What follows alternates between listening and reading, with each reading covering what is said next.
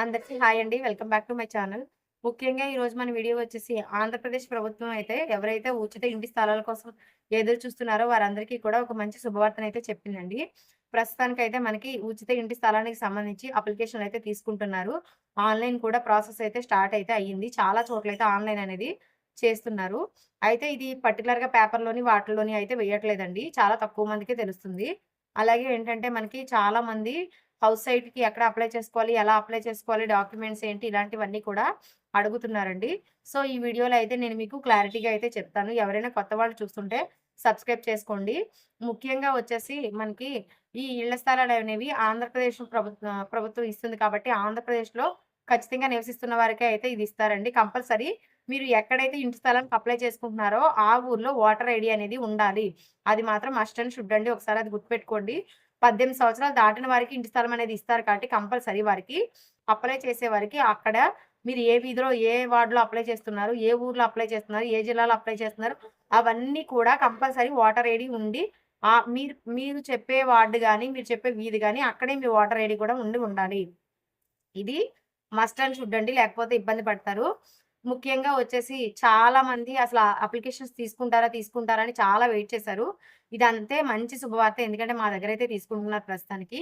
So, అన్ని చోట్ల తీసుకుంటారు. కొన్ని చోట్ల ఏంటంటే మనకి కార్యకర్తల ద్వారా తీసుకుంటున్నారు అప్లికేషన్స్ అనేవి.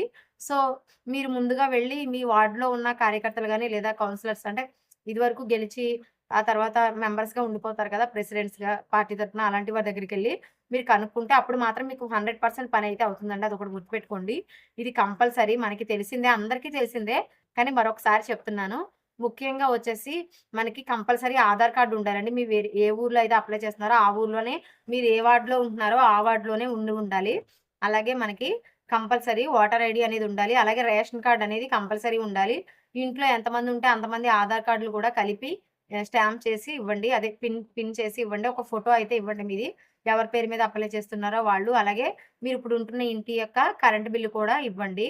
ఇలాంటివన్నీ కూడా మీరు అటాచ్ చేసి ఇస్తే 100% మీ అప్లికేషన్ అనేది ఆన్‌లైన్ అవుతుంది. అయితే చాలా మట్టుకు ఏంటంటే పట్టణ ప్రాంతంలో అయితే స్థలాలు ఇచ్చే అవకాశం చాలా చాలా తక్కువుందండి.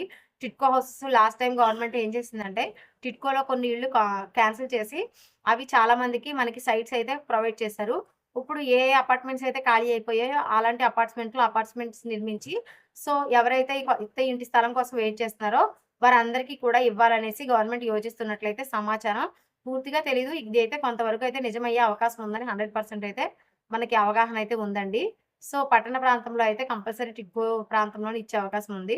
కానీ మనకి గ్రామీణ ప్రాంతాల్లో అయితే కంపల్సరీ ఇంటి స్థలాలైతే ఇస్తారండి. అక్కడైతే కంపల్సరీ ఇళ్ల స్థలాలు కొంటారు.